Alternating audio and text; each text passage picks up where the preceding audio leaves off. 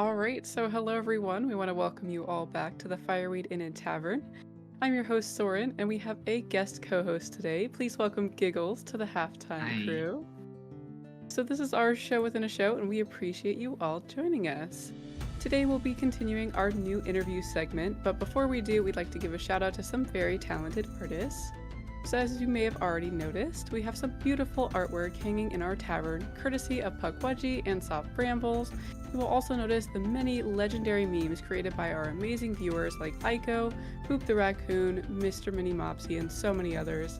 If you are an artist and you create fan art or a legendary meme, we would love to see it. If you visit our gaming-related Discord, you may post your artwork in the Community Art channel and your top-tier memes in the Memes Are Us channel. For those not using Discord, you can totally share your artwork with us by tagging us on Twitter and TikTok. For formatting purposes, landscape orientation is preferred, but it is not required. And if you do share your fabulous art with us, it may be featured in a future episode of Game Related. So now on to our new segment. In the past, we've been answering some D&D related questions with our expert knowledge, of course. But today we're going to be continuing our new series. So for our halftime show in the coming weeks, I'll be interviewing a lovely member of our cast and crew.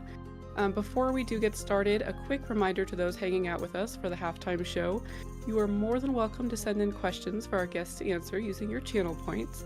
But please be respectful and keep in mind that your question may be refunded if it goes against our community guidelines or if the guest does not feel comfortable answering your question. So today we have one of our amazing current cast members, Giggles. Welcome to the halftime show. How do you feel? Honored. I feel joyous. I feel delighted. I feel present. How about that? Amazing. I love it. Are you ready to jump into some questions? Yeah, let's do it. What do you got for me? All right. So as usual, we're going to start off with a simpler question. What is your favorite food at the moment?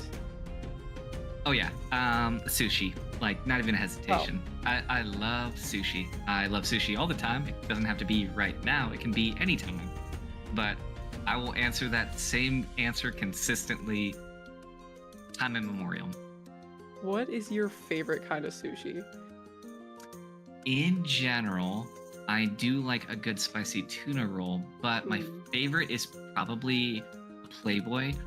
And then I'm big on citrus rolls. So, I mean, that'll look different from place to place. But, you know, if it's a California roll with some salmon on top and like some really, really thinly sliced lemons and ponzu sauce, I'm all about it. Oh, man. I'm going to have to give that one a try. It's very good. Recently, like in the past couple of years, have gotten the courage to try sushi. And I do not know why I haven't tried it sooner. Welcome because to the fold. It is fantastic. I love it so much. Oh, let's see. Oh, okay. So way back in episode 1, we learned about your extensive library of metal music, right? Mm-hmm. Yeah. So what was the very first metal song you ever listened to? Okay. Shit. So to be honest with you, I don't know that I could name like the first like metal song that I listened to. Mm-hmm. And I think that it does bear the pedantic answer here of saying, when I say the first metal song I listened to, I don't count radio metal among that. So like Metallica and whatnot just doesn't vibe with me enough to say that. Gotcha. Which can get me crucified. I admit that, and I don't care. I think the first time though that I really heard like a legit metal album was a band called In-Flames. And I went on a camping trip when I was like 13 years old. Mm-hmm. And I took my CD player, because I'm going to date myself like that. I took my CD player with me and I brought 3 albums. One was Does This Look Infected by Sum 41. That's not the metal album. 2, Hybrid Theory by Linkin Park. Also not the album. The third was by a group called In-Flames. And the album was called Horrorcore. And I'll be honest with you, I don't know how I found that. I still to this day cannot tell you how that came to be in my possession. I do believe that I made a pact with a demon and they delivered it unto me. Oh, wow. And for that, I was graced with the very first song off of that album, Jotun. And I think that that's genuinely what started me down the metal path that I now find myself on. That is so cool. It was delivered to you, hand delivered personally by a demon. But yeah, 100%. Oh, I love get that. the camera, don't I? That's... Oh, I didn't even notice. We did have a question come in from Puckwaji. What's your favorite TTRPG character that you've played?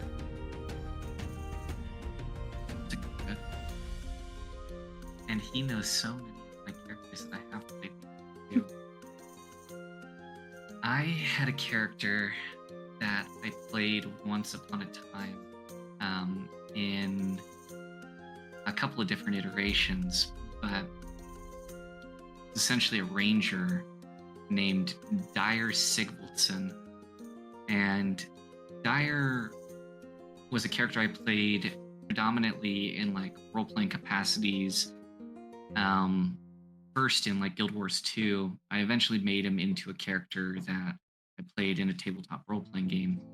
Mm-hmm. And he was this enormous like melee ranger that used an anchor as a weapon, of reaver turned mercenary type, but had this really deep and compelling story of trying to find himself and reckoning with how he was seen versus who he was. Character meant a lot to me, and I played him for probably 3.5 years. Dang, that sounds super cool. That's like so badass. Like, just going on this journey, you know? Yeah. He was something. He was something. He was. We have another from Toxin. Would you rather eat a personal peas and mayo pizza or have to fake a belly laugh at Default's puns for an entire session? I think peas and mayo on a pizza are like an abomination that I cannot reckon with. So 100%, I would just take Default's puns. I don't think that I'd have to fake it for like ever, but I think that I could kind of ham it up a little bit. So I don't know. I don't think I'd have to fake too much. He does some good ones every once in a while, but This is true. sometimes I have to stretch it a bit. Mm-hmm. Just, you know, gonna make him feel better, you know? Yeah. But you gotta. It's friendship, right? Friendship. So, there is a third from our viewers and our cast and our crew. If Savvy had the opportunity to eat any of the members of her crew, who would it be and why is it Robin? This is from Ransom Pig.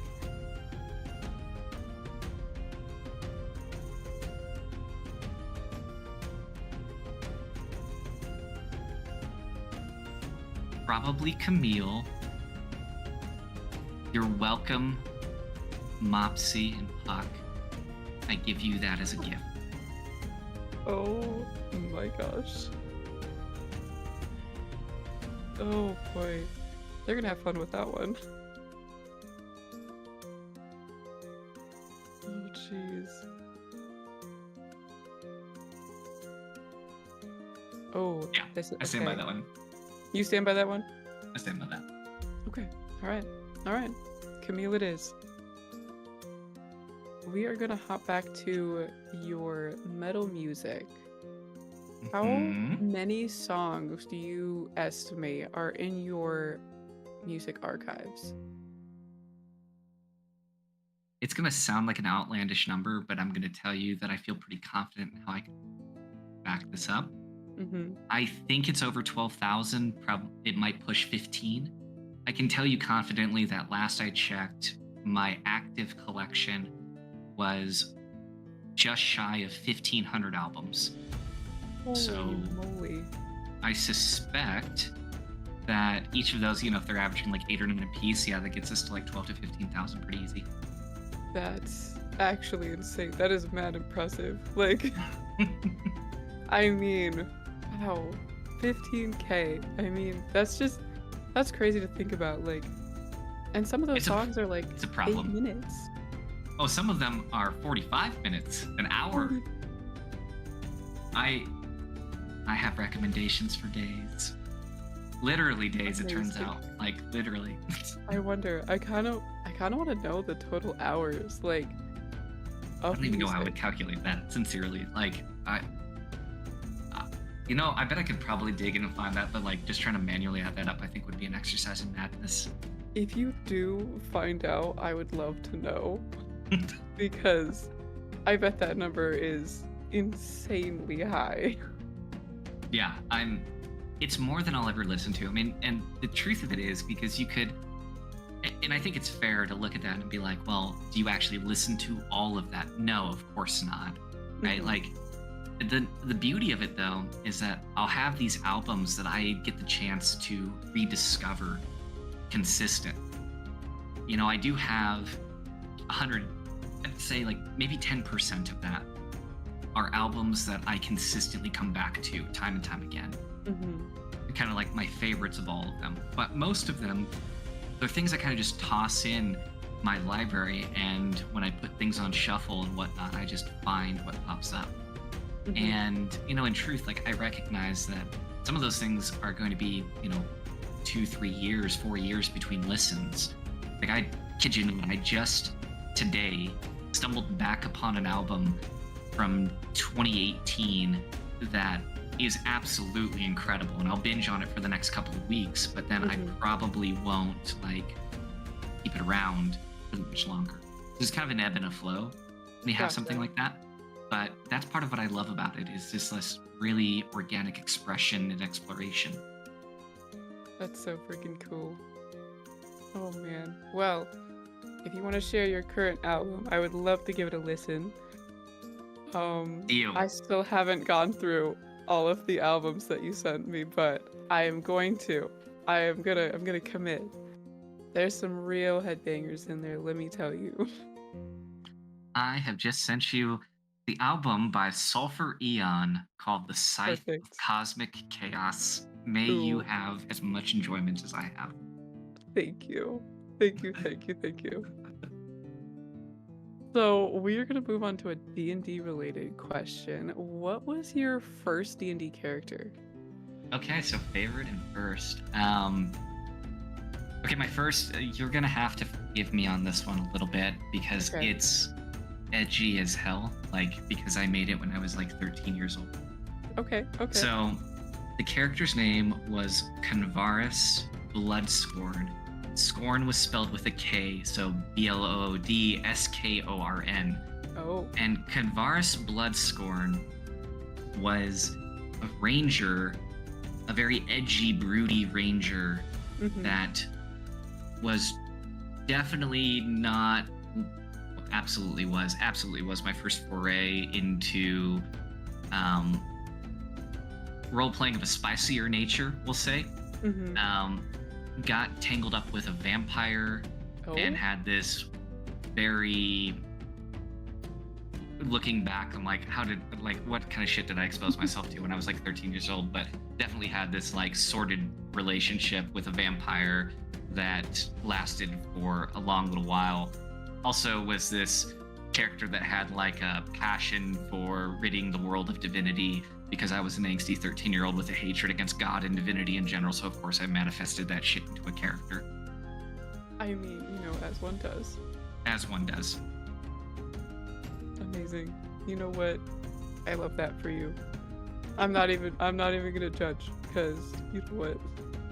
My first character was edgy as heck too, so I think that when you make a character, you're very, regardless of the age that you do it at, the very Mhm. first character you have in D&D is either going to be hella edgy, a self-insertion, or both. Yep. It is, I don't know that you can dodge any of that. It's either one or the other or both. And Yep. I have yet to meet somebody that can tell me sincerely that that is not true for them. Valid. Yep. We just kind of put ourselves so much of ourselves into these characters, and it's just like, don't tell me you made a character that is like doesn't have at least some part of you in it, you know? Like, Well, and that's the thing, right? It's like I do believe that characters, and people have heard me say this if you've been watching for a while, that I really do believe in the magic of tabletop role playing. I Mhm. it's something that's helped me a tremendous amount. And I don't think that a character necessarily needs to be like a exact carbon copy of who you are, but Mhm. I do think that characters can be incredibly useful in exploring yourself and helping you understand different elements of your own nature. Um, I think that that's when they ring truest, is when you have something to tap into. Characters that Mhm. fall flat, oftentimes in my mind, are a result of lacking personal connection to you, the player. And Mhm. so when you look at that, it's this idea that your character has a piece of you, whether it's in their approach, their mentality, their sense of humor, your quirks. I mean, ultimately, I think you put something of yourself in. And sometimes it's more intense and sometimes it's less intense. But, you know, it ends up being, I think, a really healthy expression. Savvy, for example, is a character that I've very intentionally built that is a reconciliation of the struggle that we go through to find ourselves and to understand who we are. And, the fear and the trepidation that comes from that. I think that that's something that a lot of times is true for us, but it's something that I think has been very, very much a struggle for me personally over time. And it's been a pleasure to be able to explore that in a character through this game. Heck yeah. I really enjoy all of your insight that you're giving to not just me, but like our viewers and our cast, our crew, and I'm sure our audience really enjoys it as well. Um, Moving on to a deeper question relating to your insight, what is the best advice that you've ever received Oh, about like anything or like about anything? D&D? Oh, yeah. Um, yeah, that'll make you think. Yes. Um,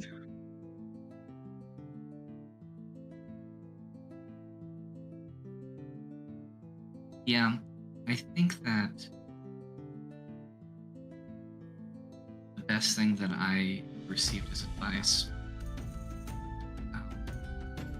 probably came from my grandfather, and he was a monumental individual, like, fantastic being. Hmm. And to give you some context, he was absolutely a good old boy redneck. He retired to the hills of West Virginia with his, I shit you not, 65 guns. Oh We my did not see gosh. eye to eye on many things, but we saw eye to eye on a very real thing. I remember when I moved out there with him and we were in like literally the hills of West Virginia. He bought this house for like $20,000. It was like a fixer Mhm. upper that was like 7 miles off the normal road. Oh man. I remember spending the summer out there with him. And one of the first things that he wanted to do when we first moved out there is he went out to the grocery store and he just went out, bought a shit ton of groceries, and took some books that he had. And he started driving back into these hills where he knew that neighbors lived. And I mean, transparently, this isn't being a stereotype. Like a lot of people that were living back in this area hadn't been past like elementary school. Hmm. And I remember his thing that he did when he went out there is that he just had kind of a route of people that he visited. And he would drop off, groceries to them. He'd drop off a couple of books that he thought that they might like. These were kids necessarily. These were like adults and whatnot. But he had really good relationships with everybody. And he just went around and he told me, it doesn't matter where somebody comes from. It doesn't matter what their experience has been. We treat them with dignity. We treat them with kindness. And that's something, like the example that he set for me is something where somebody comes from, what their experience has been, no matter whether or not they've had fortune or misfortune. You treat them with dignity, you treat them with kindness. Hmm. That is some really great advice. Oh man, thank you for sharing that. I mean, that is like, whew, this is this is very emotional. Anyway, um, I think we're gonna end on like a deep dive into your Okay. fears. Oh, it's in my What fears. is, yes, what is something that genuinely scares you? And again, this is me, the person, not the character. Um,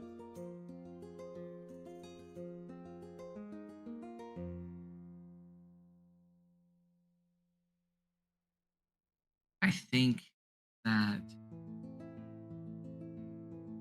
I will lack the resolve. That I'll lack the resolve and I'll lack the courage to explore what I want. That I'll allow myself to feel imperfect. I think that that's scares me. Like I don't have tradition. Like I honestly don't really find that I'm afraid of like spiders, the dark snakes, whatever. Hmm. But I, I think I am most significantly afraid of the idea that I will prevent myself from being who I want to be and lacking the courage and resolve to live my life to the fullest. Dang, that's deep, bro. I mean, that's kind of my fault. I am asking deep questions. So, You're good. You're good. so I think that's all the questions we have, and we are a little over time, maybe a lot over time, but that is okay.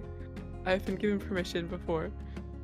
So, oh yes, a nod from Monk. Thumbs up, perfect. So we are gonna start wrapping this halftime show up. So thank you all so much for hanging out with us in the Fireweed Inn and Tavern. We want to take a moment to recognize those who popped in chat so far today and the followers gained so far in our 18th episode of Gaming Related.